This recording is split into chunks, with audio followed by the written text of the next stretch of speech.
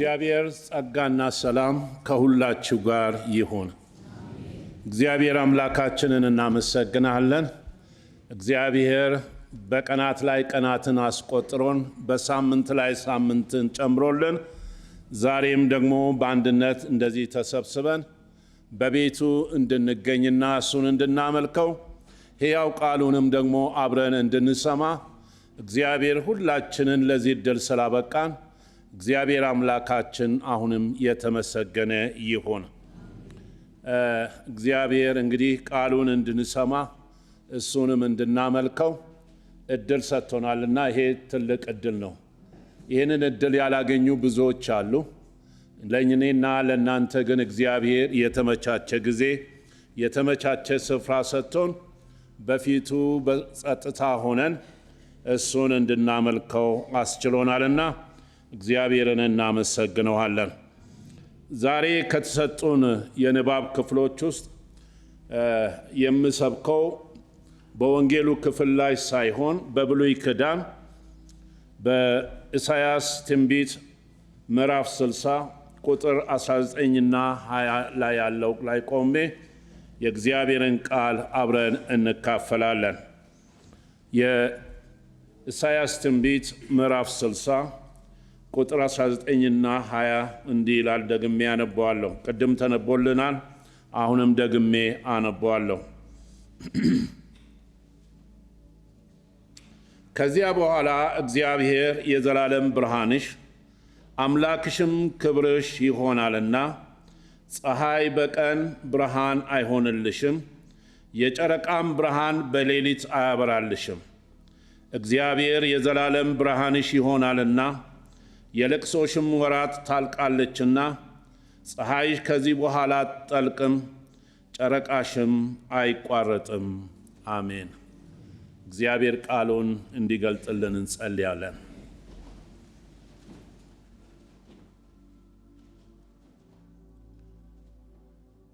በገናናው ዙፋን ላይ ከዘላለም እስከ ዘላለም ተከብረና ተፈርተ ያለ ማንም ካንተ በላይ የሆነ የሌለ አንተ ግን ከሁሉም በላይ የሆንክ የዘላለም አምላክ ቅዱስ እግዚአብሔር አብ አባታችን ሆይ በልጅ በጌታችን በኢየሱስ ክርስቶስ ስም እናመሰግናለን። አንተን እናመሰግን ዘንድ ጌታ ሆይ በሕይወት አኑረኸናል። ሙታን ከቶ ሊያመሰግኑ አይችሉም በሕይወት ስለሌሉ፣ እኛን ግን አንተን እናመሰግን ዘንድ አንተን እናመልክህ ዘንድ እናከብርህ ዘንድ ጌታ ሆይ በሕይወት አቆይተኸናልና ስለዚህ ሁሉ በኢየሱስ ክርስቶስ ስም እናመሰግናለን። ብርሃናችን የሆንክ አምላካችን እግዚአብሔር ሆይ እነሆ በጨለማ በነበርን ጊዜ አንተ ግን ጌታ እግዚአብሔር አምላካችን ሆይ የሚያስደንቀውን ብርሃንን አብርተህልን ከጨለማ ወደሚደነቀው ብርሃን ከሞት ወደ ሕይወት ጌታ ሆይ ጠርተኸናልና በዚህ ውስጥም ደግሞ እያኖርከን ስላለ ስለዚህ ሁሉ በኢየሱስ ክርስቶስ ስም ክብር ላንተ ይሁን። እግዚአብሔር አምላካችን ሆይ በመከራችን ሰዓት በችግራችን ሰዓት የደረስክልን አንተ ነህ። እግዚአብሔር አምላካችን ሆይ ለምስጋና ያቆምከን አንተ ነህ። ጌታ እግዚአብሔር አምላካችን ሆይ ለዚህ ሁሉ እንሰጥ ዘንድ የሚገባን ከራሳችን የሆነ አንዳች ነገር የለንም። ነገር ግን የልባችንና የአፋችንን ምስጋና ይዘን በፊት ቀርበናልና ጌታ ሆይ ምስጋናችንን አንተ እንድትቀበል በኢየሱስ ክርስቶስ ስም እንጸልያለን። እግዚአብሔር አምላካችን ሆይ አሁን ደግሞ በሕያው ቃል ዙሪያ ተሰብስበናል። አንተ እንድትናገረን እግዚአብሔር አምላካችን ሆይ ከማር ይልቅ የሚጣፍጠውን ሕያው ቃልህን እንድትመግበን ጌታ ሆይ በፊት ተሰብስበናል። አንተም ጌታ ሆይ ሕያው ቃልህን በመንፈስ ቅዱስ እንድትገልጥልን እኛም ሰምተን ደግሞ ጌታ ሆይ ለሕይወት እንዲሆንልን በኢየሱስ ክርስቶስ ስም እንድትረዳን እንጸልያለን። ጊዜውን ሁሉ አንተ ተረከብ። በጌታችንና በመድኃኒታችን በኢየሱስ ክርስቶስ ስም አሜን። አሁን ያነበብኩትን ክፍል በምንመለከትበት ጊዜ 2 ቁጥር ብቻ ነው ያየነው ያነበብነው። ይሁን እንጂ ቁጥሩ 2 ቢሆንም የያዘው ቃል ግን ታላቅ ቃል ነው። እግዚአብሔር ስሙ የተመሰገነ ይሁን። በአጠቃላይ የኢሳይያስን ትንቢት ምዕራፍ 60 በምንመለከትበት ጊዜ እግዚአብሔር ለእስራኤል የሚናገረው በተለይ ደግሞ ጽዮን እያለ ስለ ጽዮን የሚናገረውን እነሆ የመታደስሽ ወራት ቀርቧልና፣ እነሆ ብርሃንሽ መጥቷልና ተነሺና አብሪ እያለ የምስራችን ቃል ሲናገር እንመለከታለን። ይህ ትንቢት የተነገረበትን አውድ በምንመለከትበት ጊዜ ነቢዩ ኢሳይያስ የይሁዳ ንጉሥ የነበረው ኦዚያን ከሞተ በኋላ የነቢይነቱን አገልግሎት ጀምሮ በ3 የይሁዳ ነገሥታት ዘመን እንዳገለገለ እንመለከታለን። ከኦዚያን ማለፍ በኋላ ልጁ ቀጥሎ ዮአታም የሚባል ነገሰ። እሱም ደግሞ አገለገለ። እሱም ደግሞ ሲሞት ልጁ አካዝ የሚባለው ነገሰ። እሱም ደግሞ በዘመኑ አገለገለ። ከዛም በኋላ ደግሞ የአካዝ ልጅ የሆነው ሕዝቅያስ በአባቱ ፈንታ ነገሰ። እሱም ደግሞ እግዚአብሔር ባኖረው ዘመን አገልግሎ አለፈ። ስለዚህ ነቢዩ ኢሳይያስ በእነዚህ ነገሥታት ዘመን ያገለገለ ነቢይ ነበረ። እሱ በሚያገለግልበት ዘመን የእስራኤልና የይሁዳን ሁኔታ በምንመለከትበት ጊዜ የእስራኤልና የይሁዳ ሕዝቦች እጅግ አስከፊ በሆኑ ሁኔታዎች ውስጥ ነበሩ። እነሱ በነበሩበት ዘመን ውስጥ የምንመለከተው እጅግ አስከፊ የሆነ ሁኔታዎች ሲፈጠሩ እንመለከታለን። በፖለቲካና መንፈሳዊ ችግር ውስጥ ነበሩ። በፖለቲካው ረገድ በምንመለከትበት ጊዜ አሦራውያን መጥቶ ያስጨንቋቸው ነበረ ይላል። ኢየሩሳሌምን እየከበቧት የኤዶም ምድር እየከበቡ ያስጨንቋቸው እንደነበረ የእግዚአብሔርን ቃል ይናገራል። ከዛም በኋላ በተለይ በነቢዩ ሕዝቅያስ ዘመን እናውቃለን። የሕዝቅያስን ታሪክ በደንብ ጠንቅቀን እናውቃለን። የይሁዳ ንጉሥ ሆኖ በሚያገለግልበት ጊዜ አንድ ጊዜ እግዚአብሔር መልእክትን ወደ እሱ ላከውና ከእንግዲህ በኋላ ታሞ ተኛ ይላል። ከዚህ በኋላ ከዚህ አልጋ ላይ አትወርድምና ትሞታለህ፣ ስለዚህ ቤትህን አስተካክል አለው ይላል የእግዚአብሔር ቃል። ይህንን መልእክተኛው መጥቶ ሲነግረው ከነገረ በኋላ ወደ ግድግዳ ዞሮ ስቅስቅ ብሎ አለቀሰ ይላል። ከዛ በኋላ እግዚአብሔር እንደገና ልመናውን ሰማና 15 ዓመት እንደገና በዕድሜህ ላይ ጨምሬልሃለሁ አለው። እግዚአብሔር ዕድሜን ጨመረለት። ነገር ግን የሚያሳዝነው ሕዝቅያስ ዕድሜ ከተጨመረለት በኋላ ከባቢሎን ንጉሥ የተላኩ መልእክተኞች ነበሩ ይላል። እንኳን ከሕመም አገገምክ ብሎ ስጦታዎችን ይዞ መጡ። በመጡ ጊዜ ደስ አለውና ተነስቶ በእግዚአብሔር ቤት ውስጥ ያለውን ነገር ምስጢራቱን ሁሉ አንድ በአንድ አሳያቸው ይላል። ይህንን በማድረጉ እግዚአብሔር አዘነበት። ስለዚህ ይህንን ከተደረገ በኋላ እነዛ የእግዚአብሔርን ቤት ምስጢር ያወቁ ሰዎች ወደ ንጉሡ ተመልሶ ሄደው ሪፖርት ሲያቀርቡለት ንጉሡም ደግሞ ተነስቶ መጥቶ ኢየሩሳሌምን ያዛት። ስለዚህ በዚህ በፖለቲካ ሁኔታ ስንመለከት የእስራኤል የይሁዳ ሰዎች በፖለቲካ ችግር ውስጥ ነበሩ። ምክንያቱም ተወሯል። ኢየሩሳሌም ተወስዳለች፣ ሕዝቡም ደግሞ ተወስዷል።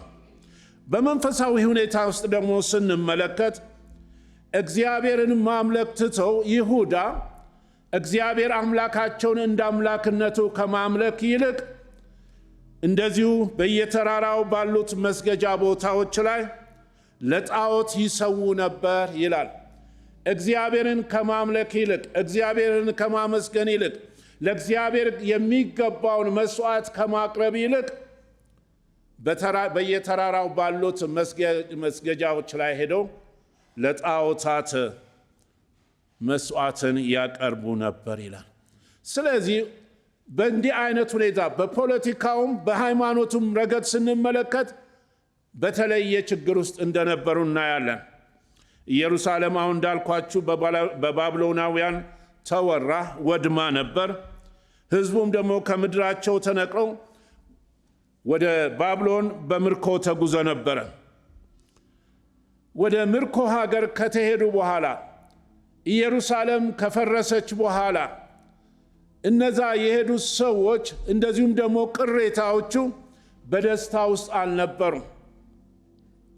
በእነዚህ ምክንያቶች ሕዝቡ የልቅሶ፣ የሐዘን፣ ተስፋ የመቁረጥ ሕይወት ውስጥ ነበሩ። ለዚህ ነው እንዲህ ተብሎ የተዘመረው በመዝሙሩ 137 ቁጥር 1 ላይ እንዲህ የሚል ቃል እናገኛለን። በባቢሎን ወንዞች አጠገብ በዛ ተቀመጥን፣ ጽዮንንም ባሰብናት ጊዜ አለቀስን። ከሀገራቸው ተሰደው ወጥቷል፣ በምርኮ ወጥቷል። ስለዚህ በባቢሎን ወንዞች አጠገብ ቁጭ ብሎ ጽዮንን ያስቡ ነበረ፣ ሀገራቸውን ያስቡ ነበረ። በሚያስቡበት ጊዜ እያለቀሱ ነበር የሚያስቡት። እንደዚሁም ደግሞ ባቢሎናውያን ምን ብሎ ያፈዙባቸው ነበረ? እስቲ በራሳችሁ ምድር በነበራችሁ ጊዜ፣ በኢየሩሳሌም በነበራችሁ ጊዜ ትዘምሩ የነበረውን ዝማሬ እስቲ ዘምሩልን፣ እንሰማችኋለን ብሎ በጠየቋቸው ጊዜ እንዲህ አሉ። እንዴት በባዕድ ምድር እናገለግል የነበርንበትን የምስጋና ዕቃዎችን በዚህ በባዕድ ምድር እናገለግላለን? ስለዚህ መሰንቋችንን በአህያ ዛፎች ላይ ሰቀልን ይላል። በቃ ዝማሬ የለም። የለቅሶ ጊዜ ነው፣ የዋይታ ጊዜ ነው፣ የቁዘማ ጊዜ ነው። በእነዚህ ሁኔታዎች ውስጥ ነበሩ በምርኮው ዘመን። በተለይ ደግሞ ጽዮን እንዲህ ብላ ተናገረች ምሬቷን። ጌታ እግዚአብሔር በመጨረሻው ዘመን እንደሚጎበኛት ተናገራት። ነገር ግን እንዲህ አለች፣ በዛ ቁዘማ ውስጥ ሆና፣ በዛ ሐዘን ውስጥ ሆና ከመደሰት ይልቅ ከመጽናናት ይልቅ ጽዮን ግን እግዚአብሔር ረስቶኛል፣ ጌታም ትቶኛል ስትል የሐዘን እንጉርጉሮን ድምፅ ታሰማ ነበር። ኢሳይያስ 49 ቁጥር 14 ላይ ስንመለከት እንግዲህ በዚህ አስከፊ ሁኔታ ውስጥ እያሉ ነው የእግዚአብሔር የተስፋ ቃል በነቢዩ በኩል ወደ እነሱ የመጣው። በኢሳይያስ ምዕራፍ 60 ቁጥር 1 ላይ እንዲህ ብሎ ይናገራል። ብርሃንሽ መጥቷልና የእግዚአብሔርም ክብር ወጥቶልሻልና ተነሺ አብሪ ይላል። ተነሺ አብሪ። ከአሁን በኋላ የምትቆዝምበት ጊዜ አይደለም፣ የምታለቅሽበት ጊዜ አይደለም። የእግዚአብሔር ብርሃን ወደ አንቺ መጥቷል፣ የእግዚአብሔርም ክብር ደግሞ ወጥቶልሻልና ከሐዘን ተነሺ፣ ይህንን ብርሃን አብሪ እያለ ሲናገር እንመለከታለን። ታላቅ የመታደስ ዘመን እንደሚመጣ በዚህ ክፍል እናያለን። የዛሬውን ክፍላችን እንግዲህ ስንመለከት ቁጥር 19ና 20 ሶስት ዋና ሐሳቦችን እናያለን። አንደኛው በዚህ ክፍል ኢሳይያስ ሲናገር እግዚአብሔር እውነተኛ ብርሃናችን ነው ይላል። በሁለተኛው ደረጃ ደግሞ እግዚአብሔር እውነተኛ ብርሃን ብቻም ሳይሆን እግዚአብሔር የዘላለም ብርሃናችን ነው ይላል። በሶስተኛው ላይ ደግሞ ሄደን ስንመለከት እግዚአብሔር ልቅሷችንን ወይም ደግሞ ሐዘናችንን የሚያስወግድበት ዘመን ይመጣል። ይሄ እነዚህ ሶስቱ ታላላቅ ቃላቶች ናቸው። በጨለማ ውስጥ ላሉት፣ በሐዘን ውስጥ ለሚገኙት፣ ተስፋ ለቆረጡት፣ ዙሪያዬን በጨለማ ተከብቤያለሁ፣ ተስፋ ቆርጫለሁ፣ የሚደርስልኝ የለም፣ ከዚህ በኋላ የሚጠብቀኝ የሐዘን ዘመን ብቻ ነው፣ የመከራ ዘመን ብቻ ነው ብሎ ለሚያስቡት እግዚአብሔር ታላቅ የምስራችን ቃል በዚህ ስፍራ እንደላከ እንመለከታለን። የመጀመሪያውን ስንመለከት እግዚአብሔር እውነተኛ ብርሃናችን ነው። በምድር ላይ ብርሃን እንዲሰጡ እግዚአብሔር ፀሐይንና ጨረቃን ፈጥሯል። እነዚህ ሁለቱ ጨረቃና ፀሐይ ውስን ፍጥረታት ናቸው። ባንዴ በሁሉም ስፍራ አያብሩም። አሁን እኛ በብርሃን ውስጥ አለን፣ ፀሐይ እኛ ጋር አለ። በሌላው ክፍለ ሀገር ደግሞ ፀሐይ የለችም። በዚህን ሰዓት በጨለማ ውስጥ ነው ያሉት። ማታም ደግሞ እንደዚሁ ነው። እኛ ጋር ጨረቃ ሲወጣ ሌላ ጋር ደግሞ ፀሐይ ትወጣለች። እንደዚህ ባንዴ ፀሐይም ባንድ ጊዜ በዓለም በሙሉ ላይ ባንዴ አትታይም፣ አታበራ፣ ውስን ናት። ጨረቃም እንደዚሁ ባንዴ ከምስራቅ እስከ ምዕራብ ባለው የዓለም ጫፍ አያበሩ፣ ምክንያቱም ውስን ናቸውና። እነዚህ ለምድር ብርሃንን ቢያበሩ አንድ ነገር ማወቅ ያለብን፣ ሰው በሕይወት ጨለማ ውስጥ ይኖራል። የሰውን ሕይወት የሚያበሩ አይደለም። በውጫዊው ነገር ያበራሉ። ውጫዊው ነገር እንድናይ፣ በውጫዊው ነገር አይተን ደስ እንድንል ፀሐይም በወቅቷ ታበራለች፣ ጨረቃም እንደዚሁ። የውስጥ ጨለማን ግን ሊያበሩ አይችሉም፣ ምክንያቱም ውስን ናቸውና። ከዚህም የተነሳ በብርሃን ውስጥ ቀን ቀን ሰው ቢመላለስም በሕይወት ጨለማ ውስጥ ደግሞ ይኖራል። ይሄ የሕይወት ጨለማ ደግሞ ነገሩ ምንድን ነው? የተለያዩ መከራዎች ይመጡበታል። የተለያዩ ፈተናዎች ይመጡበታል። ሐዘንና ተስፋ መቁረጥ በዛ ውስጥ ይኖራል፣ ይመላለሳል። ልክ ጽዮን እንደተናገረች ብዙዎቹ በመከራ ውስጥ ሲሆኑ፣ ብዙዎቹ በችግር ውስጥ ሲሆኑ፣ ብዙዎቹ አሁን በጨለማ ተከብቤያለሁ በሚሉበት ጊዜ አንድ የሚናገሩት ነገር አለ። እግዚአብሔር ረስቶኛል፣ ጌታም ትቶኛል የሚል። ብርሃኑ ለነዚህ ሰዎች ዘላቂ መፍትሄ ሊሰጥ አይችልም። ጊዜያዊ መፍትሄ ብቻ ማስታገሻ ሊሰጡ ይችላሉ። ነገር ግን በቃሉ አሁን እንደሰማ ነው እውነተኛ ብርሃን ሆነው እግዚአብሔር ወደ ሕይወታችን ሲመጣ ግን ጨለማችንን ያበራል፣ ተስፋችንን ያለመልማል። ኢየሱስ ሲናገር እንዲህ አለ። በዮሐንስ ወንጌል ምዕራፍ 8 ቁጥር 14 ላይ እኔ የዓለም ብርሃን ነኝ፣ የሚከተለኝ የሕይወት ብርሃን ይሆንለታል እንጂ በጨለማ አይመላለስም። እንደዚሁም ደግሞ በዮሐንስ ምዕራፍ 1 ላይ ምንድነው የምንመለከተው? ብርሃኑም በዓለም ያበራ ነበር፣ በጨለማ ያበራ ነበረ፣ ወደ ዓለም መጥቶ ይላል። ይህ ዓለምን የሚያበራው ከአጥናፍ እስከ አጥናፍ ባንዴ የሚያበራው ይሄ የተፈጥሮ ፀሐይ ሳይሆን፣ ብርሃንን የምትሰጠው ፀሐይ ሳትሆን፣ የዘላለም አምላክ የሆነው ከፍጥረታት ሁሉ በፊት የነበረው ጌታችን ኢየሱስ ክርስቶስ እሱ የዓለም ብርሃን ሆኖ ወደዚች ምድር መጥቷል። መምጣቱ ደግሞ ሰዎች በጨለማ ውስጥ እንዲኖሩ እንዲመላለሱ አይደለም፣ በሕይወት ጨለማ ውስጥ እንዲኖሩ አይደለም። ነገር ግን ብርሃን ይዞ የመጣውን ጌታ ኢየሱስ ክርስቶስን ሲቀበሉ በብርሃን ውስጥ ይመላለሳሉ፣ የብርሃን ልጆችም ይሆናሉ። መዝሙረኛውም እንዲህ ብሎ ተናግሯል።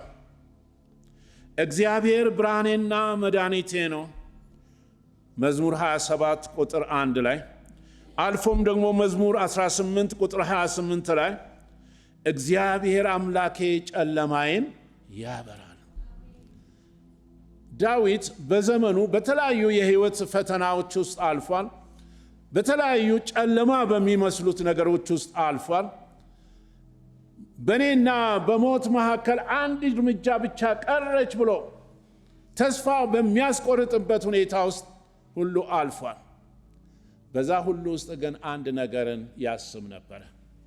ምንድነው? እግዚአብሔር ጨለማዬን ያበራል። አሁን በጨለማ ውስጥ ቢኖርም ብመላለስም ይሄ እስከ ፍጻሜው አይደለም። ነገር ግን እግዚአብሔር ጨለማዬን የሚያበራበት ጊዜ ይመጣል። እግዚአብሔር ጨለማዬን የሚያበራበት ዘመን ይመጣል ብሎ ሲጽናና እንመለከታለን። እግዚአብሔር ጨለማዬን የሚያበራበት ጊዜ። አሁን ሁሉም ነገር የጨለመብኝ ነገር ነው። ሁኔታዎቼ ሁሉ ሲታዩ፣ አካባቢ ሁሉ ሲታይ በጨለማ ውስጥ አለው። ይሁን እንጂ የማመልከው አምላክ፣ በፊቱ ቆሜ የምዘምረው አምላክ፣ የምታመንበት አምላክ ጨለማዬን ያበራል ብሎ ተናገረ። በጌታ የተወደዳችሁ ወገኖች ሆይ ዛሬ በምድር ላይ በምንኖርበት ጊዜ፣ በምንመላለስበት ጊዜ ብዙ ጨለማዎች ከበውን እናያለን።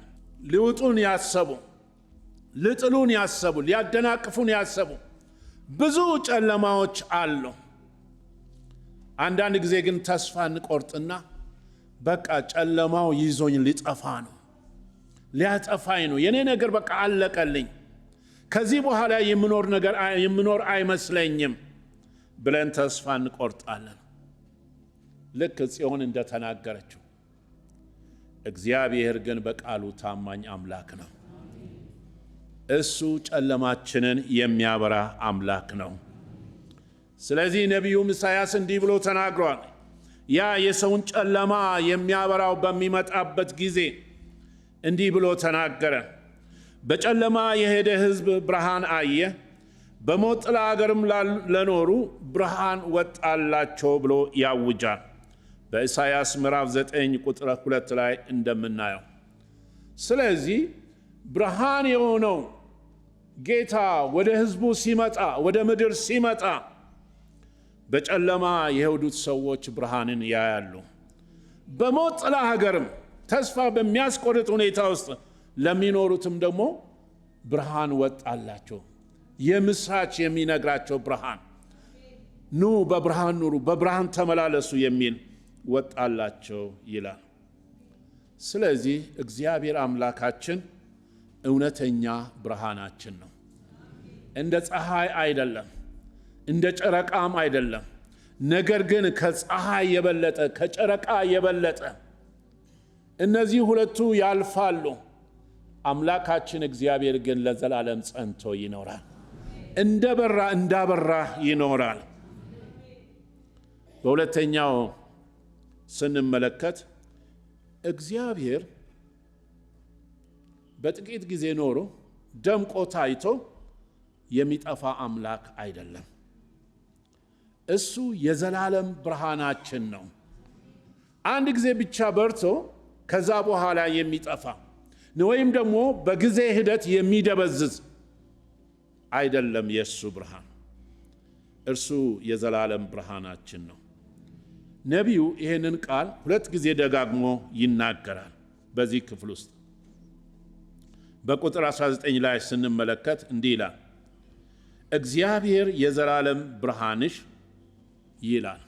እንደዚሁም ደግሞ አሁንም ቁጥር 20 ላይ እግዚአብሔር የዘላለም ብርሃንሽ ይሆናል። ለተወሰነ ጊዜ አይደለም፣ ለተወሰነ ዘመን አይደለም፣ ለተወሰነ ሕዝብ አይደለም። ነገር ግን ለዘላለም ብርሃን የሚሆን አምላክ ነው። ፀሐይና ጨረቃ ብርሃን የማይሰጡበት ጊዜ ይመጣል፣ በቃሉ ተጽፏልና። ምክንያቱም እግዚአብሔር ፀሐይንና ብርሃንን ዘላለማዊ አድርጎ አልፈጠራቸውም። ዘላለማዊ አድርጎ አልፈጠራቸውም። ይሄ ምድር እስካለ ድረስ ነው ፀሐይና ጨረቃ የሚኖሩት።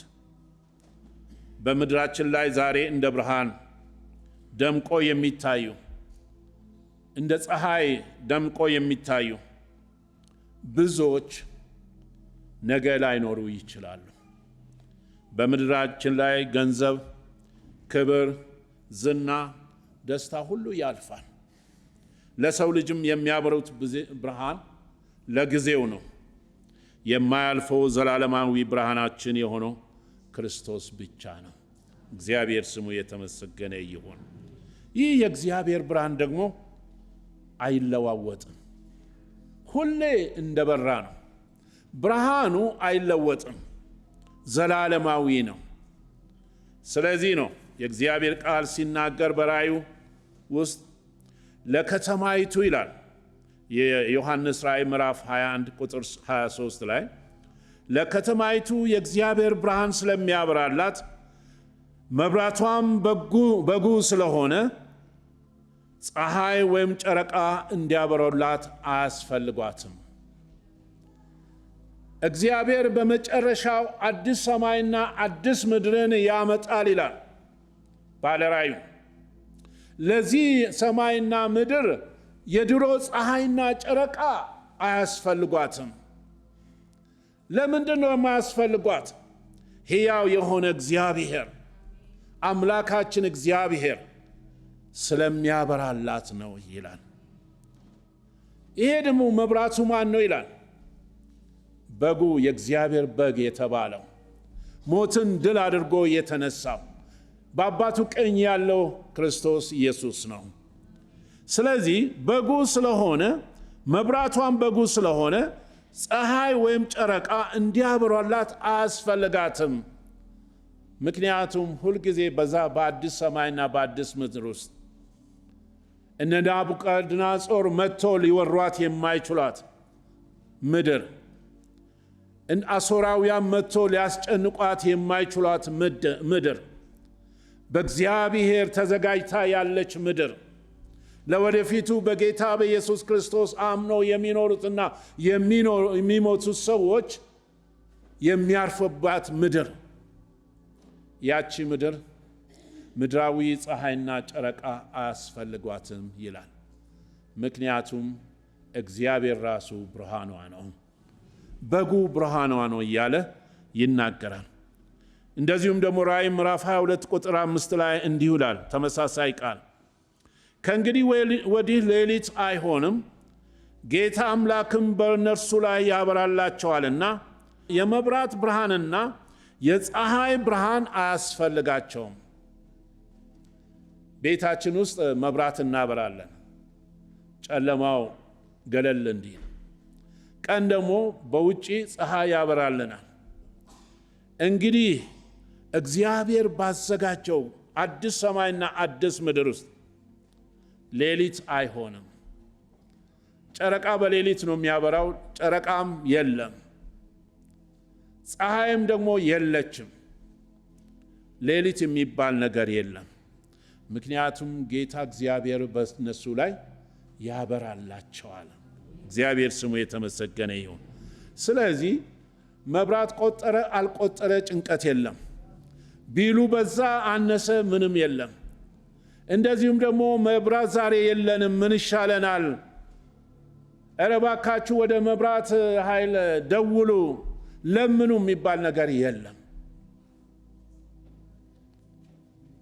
የመብራት ብርሃን እዛ አያስፈልጋትም፣ የፀሐይ ብርሃንም አያስፈልጋትም። ሁልጊዜ አምላኳ እግዚአብሔር ብርሃኗ ነውና ይላል። እግዚአብሔር ሁሌ ብርሃናችን ነው።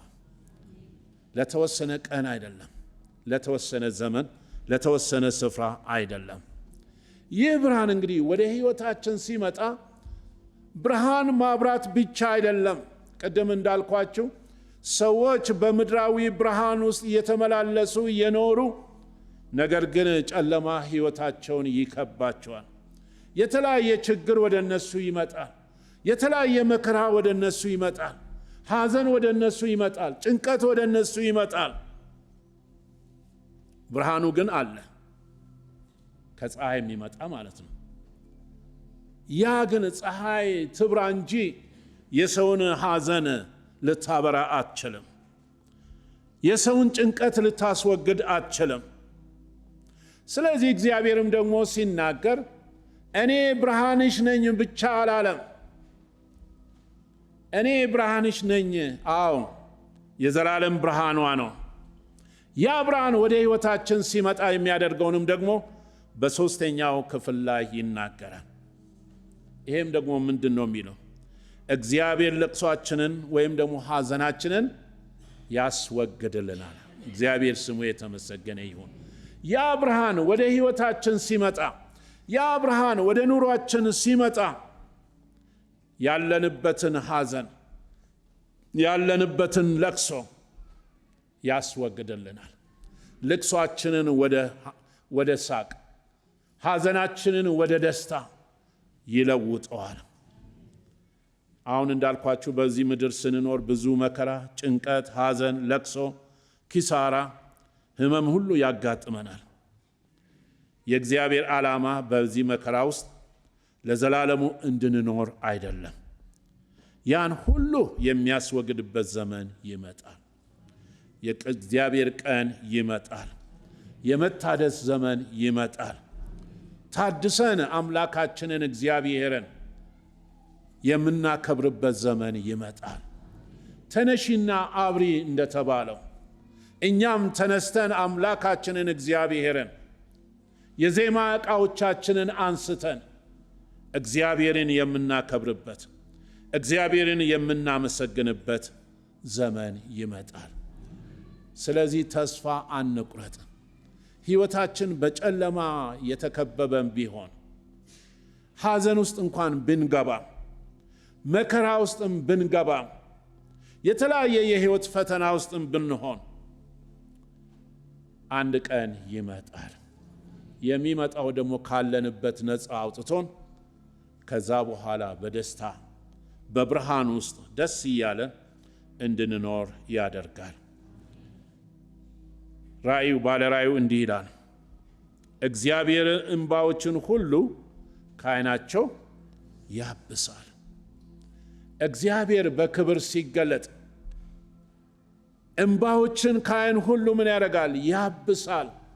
ከዚህ በኋላ አታለቅስም፣ አታለቅሽም እያለ እግዚአብሔር እንባዎችን ከዓይኖቻቸው ያብሳል። እንደዚሁም ደግሞ በራእይ ምዕራፍ 21 ቁጥር 4 ላይም እንደዚሁ ይናገራል። እንባዎችንም ሁሉ ከዓይኖቻቸው ያብሳል፣ ሞትም ወይም ጩኸት ወይም ስቃይ ከእንግዲህ ወዲህ አይሆንም፣ የቀደመው ሥርዓት አልፏልና። እግዚአብሔር ስሙ የተመሰገነ ይሁን። እንግዲህ ተስፋ ለቆረጠው ሕዝብ ከዚህ በኋላ የእኛ ነገር አበቃለን ብሎ ተስፋ ለቆረጠ ሕዝብ ነቢዩ ይናገራቸው ነበር። የተለያዩ ነቢያት ይናገሯቸው ነበር። እግዚአብሔር ምርኳችንን የሚመልስበት ዘመን ይመጣል። ሐዘናችሁን ወደ ደስታ የሚለውጥበት ዘመን ይመጣል። ያ ጊዜ እስኪደርስ ግን እግዚአብሔር ሁኑ ባላችሁ ቦታ ላይ ሁኑ ብሏቸው ሲናገሯቸው፣ አንዳንዶቹ ደግሞ የሐሰት ትንቢት ይናገሯቸው ነበር ይላል። አይደለም፣ መከራው በቃ አሁን ሊያበቃ ነው፣ ከዚህ በኋላ የደስታ ጊዜ ሊሆን ነው፣ ወደ ምድራችን የምንመለስበት ጊዜ ተቃርቧል እያሉ የእግዚአብሔርን ጊዜ ሳይሆን የራሳቸውን ጊዜ ይናገሩ እንደነበረ የእግዚአብሔር ቃል ይናገራል።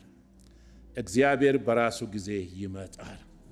እኛ በምንጠብቀው ጊዜ ሳይሆን፣ እኛ ካልኩሌት በምናደርገው ጊዜ ሳይሆን እግዚአብሔር በራሱ ጊዜ ይመጣል። ሲመጣ ደግሞ መልካም ነገርን ይዞልን ነው የሚመጣው። አይኖቻችንን እንባን ከዓይኖቻችን ያብስልናል። ያ ገና በሚመጣው ዓለም ብቻ ሳይሆን ዛሬም የሚያብስ አምላክ ነው። ዛሬም ባለንበት ሁኔታ ውስጥ በጨለማ ውስጥ እያለን ጨለማችንን ሊያበራ የሚችል አምላክ፣ እንባዎቻችንን ሊያብስ የሚችል አምላክ እግዚአብሔር ከኛ ጋር ነው። ምናልባት ታመን ጌታ ሊፈውሰን ይችላል። ያ ማለት ለመጨረሻ አንታመምም አይደለም። ዛሬ አልቅሰን ጌታ ደርሶልን ሊያጽናናን ይችላል። ያ መጽናናት ግን ሁልጊዜ የሚቀጥል ላይሆን ይችላል። መከራ ደግሞ ይመጣል። ሌላ መከራ፣ ከመከራ በኋላ ሌላ መከራ ይመጣል። ከህመም በኋላ ሌላ ህመም ይመጣል። እግዚአብሔር ግን ሁሌ ያብስልናል። ለአንዴና ለመጨረሻ ግን የሚያበቃው እግዚአብሔር ባዘጋጀልን በአዲስ ሰማይና በአዲስ ምድር ላይ ነው። እዛ መከራም የለም፣ እዛ ጭንቀትም የለም፣ ህመምም የለም፣ ሐዘንም የለም።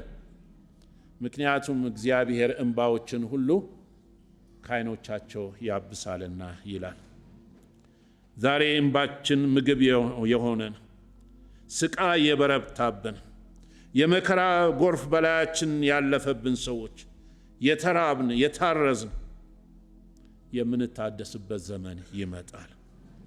እግዚአብሔር ልቅሷችንና ሐዘናችንን የሚያስወግድበት ጊዜ ይመጣል። ዛሬ የምናመልከው ጌታ በጨለማችን ላይ ብርሃን የሚያበራ፣ እንባዎቻችንን የሚያብስ፣ ዘመናችንን የሚያድስ፣ ሐዘናችንን ወደ ደስታ የሚለውጥ አምላክ ነው። እግዚአብሔር ስሙ የተመሰገነ ይሁን። ስለዚህ በእግዚአብሔር ዘላለማዊ ብርሃን ውስጥ ሆነን ሁሌ እየተመላለስ ዘመናችንን እንድንፈጽመው እግዚአብሔር ሁላችንን በጸጋው ይርዳን። እንጸልያለን። እግዚአብሔር አምላካችን ሆይ እናመሰግንሃለን። በዛሬው ዕለትም ደግሞ በፊትህ ተሰብስበን ቃልህን እንድንሰማ እግዚአብሔር አምላካችን ሆይ በፊትህ ደስ ተሰኝተን እንድንመላለስ ስለረዳህን እናመሰግንሃለን። በዚህ ጌታ ሆይ ጊዜያዊ ብርሃን ባለበት ምድር ላይ ስንመላለስ ብዙ ፈተናዎች፣ መከራዎች፣ ሐዘኖች፣ ችግሮች ያጋጥሙናል። በዛ ሁሉ ውስጥ ግን ያልተውከን አምላካችን አንተ ነህ። ስለዚህ እናመሰግንሃለን። ሐዘናችንን ወደ ደስታ የለወጥክልን እግዚአብሔር፣ ጨለማችን ላይ ብርሃንን ያበራህልን እግዚአብሔር፣ በብርሃን ውስጥ እያመላለስከን ያለን እግዚአብሔር ጌታ ሆይ እጅግ አድርገን እናመሰግንሃለን። ወደ ዘላለማዊ ብርሃን እስክታደርሰን ድረስ ደግሞ ጌታ ሆይ ባንተ ብርሃን ደስ እየተሰኘን መኖር እንድንችል፣ አንተን ማክበር እንድንችል፣ እንደ ጽዮን ሳንሆን ጌታ ሆይ ዳዊት በፊትህ እንደተናገረ አሁን በጨለማ ውስጥ ብሆን እንኳን እግዚአብሔር ጨለማዬን ያበራል ብሎ በእምነት እንደተናገረ ጠላታችን ዲያብሎስ የተለያየ ጨለማዎችን ይዞ ወደኛ ቢመጣ እኛ ግን በእምነት ሆነን እግዚአብሔር ጨለማችንን ያበራል ብለን በጠላታችን ላይ መናገር እንድንችል በኢየሱስ ክርስቶስ ስም እንድትረዳን እንጸልያለን። ስለሰጠን ጊዜ ሁሉ ክብር ላንተ ይሁን። ጌታ ሆይ አሁን ደግሞ በፊትህ ጸልያለሁ። በጨለማ ውስጥ ላሉት፣ ወደ ብርሃን ላልመጡት እግዚአብሔር አምላካችን ሆይ አሁንም ደግሞ በጭንቀትና ጌታ ሆይ በተለያየ ችግር ውስጥ ያሉትን አቤቱ እግዚአብሔር አምላካችን ሆይ ይህንን ብርሃንን ማየት እንዲችሉ ዓይኖቻቸውን እንድትገልጥ በኢየሱስ ክርስቶስ ስም ጸልያለሁ። ወደዚህ ብርሃን መምጣት እንዲችሉ ልባቸውን እንድትነካ፣ መንፈሳቸውን እንድትቀሰቅስ በጌታ በኢየሱስ ክርስቶስ ስም ጸልያለሁ። እኛንም ደግሞ ስለረዳን ክብር ሁሉ ላንተ ይሁን። በውድ ልጅ በጌታችን በኢየሱስ ክርስቶስ ስም አሜን።